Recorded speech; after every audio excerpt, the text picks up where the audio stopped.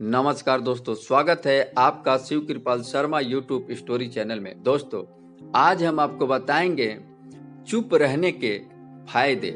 दोस्तों, मनुष्य को समझ केवल इतना होता है कि उसे जानवर कहो तो रूठ जाता है और शेर कहो तो खुश हो जाता है। आचार्य चाणक्य ने एक बहुत अच्छी बात कही है।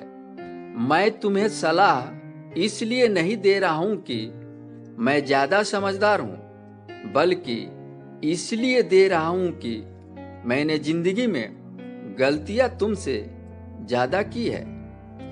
अहंकार एक मानसिक बीमारी है जिसका इलाज कुदरत और समय जरूर करती है। कुछ दुख की बातें समझने से नहीं, बल्कि खुद पर बीत जाने पर समझ आती है। इस दुनिया में ऐसा नहीं है कि सिर्फ हमारे ही दुख बढ़ गए हैं, बल्कि सच्चाई यह है कि सहन करने की ताकत कम हो गई है। जिसको सहना आ गया उसको रहना भी आ गया। सपने हमारे वो नहीं जो हमें नींद में दिखते हैं, सपने वो हैं जो हमें नींद नहीं आने देते। कम बोलने और जरूरत हो तभी बोलने से लोग आपकी बातों को महत्व देते हैं। चुप रहने से हम दूसरों की बातों को अच्छी तरह से सुनते हैं और उनको बेहतर रूप से समझ सकते हैं। कुछ देर चुप या मौन रहने से हमारे दिमाग में नई प्रकार की ऊर्जा का संचार होता है और हम कुछ अच्छा करने का मन करता है। आचार्य चाणक्य कहते हैं, नीम के पेड़ को अगर दूध और घी से भी सींचा जाए तो नीम का पेड़ मीठा नहीं हो जाता।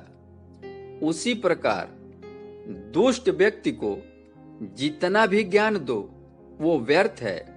इसलिए दुष्ट व्यक्ति को ज्ञान देने से अच्छा है आप चुप रहिए।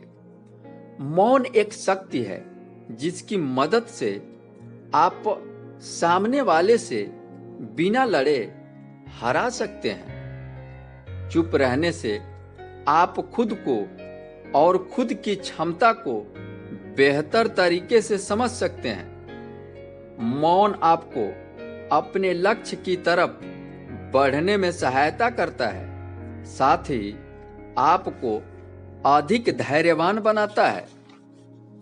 चुप रहकर आप सामने वाले को बेहतर तरीके से समझ सकते हैं, जिससे आपको बेहतर निर्णय लेने में सहायक सिद्ध होगा। ठोकर इसलिए नहीं लगती कि इंसान गिर जाए, बल्कि ठोकर इसलिए लगती है कि इंसान संभल जाए। आचार्य चाणक्य कहते हैं, जब जरूरत हो तभी बोलना चाहिए, अन्यथा नहीं।